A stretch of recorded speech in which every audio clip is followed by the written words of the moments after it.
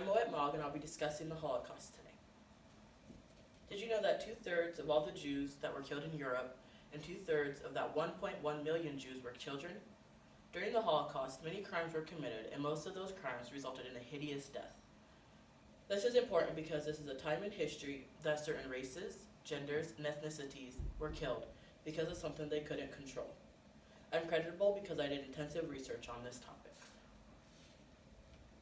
Adolf Hitler was the leader of the Holocaust. This is Adolf Hitler when he was and this is when he was in the Holocaust.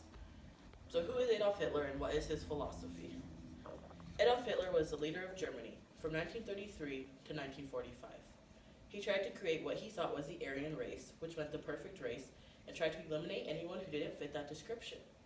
He led Germany through World War II in most of their victories, and to their defeat also. He put people, Jews, gypsies, homosexuals, rebels, into buildings where the gas would pour out of the ceiling. The people thought they were taking a bath and they would eventually be poisoned by the gas. Adolf Hitler's philosophy was that different races were struggling against each other in the war of survival, and that the perfect race had created human culture and held a special place in the world. He felt victimized by the Jews. He blamed a Jewish doctor for his mother's death, a Jewish professor for rejecting his artwork when he applied to the Academy of Fine Arts in Vienna, and then he blamed them for German loss of World War I. Hitler blamed the Jews for Germany's economic problems. Many German Jews were prosperous. He was hungry for power and seized the opportunity when Germany had many troubles. Hitler was interested in art. He had a Jewish art teacher who trashed his work and added to his hatred. Both of those were from History.com.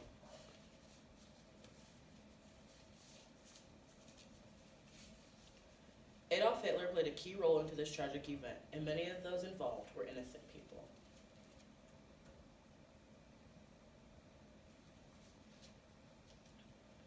So this is a selection process.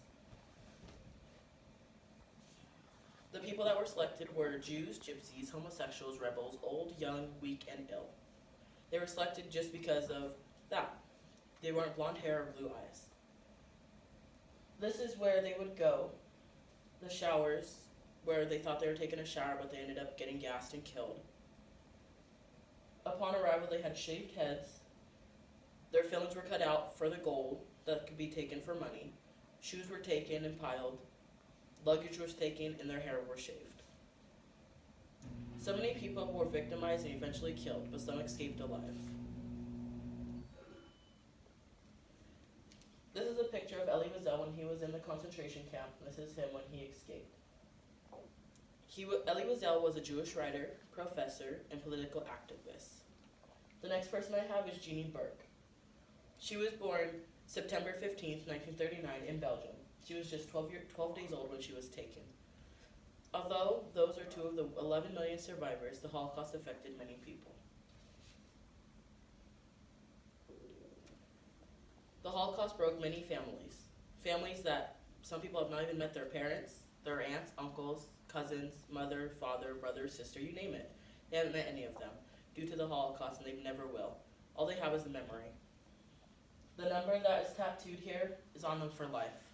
Elie Wiesel's number is A-7713, and that's on his left arm also. That number is on them for life.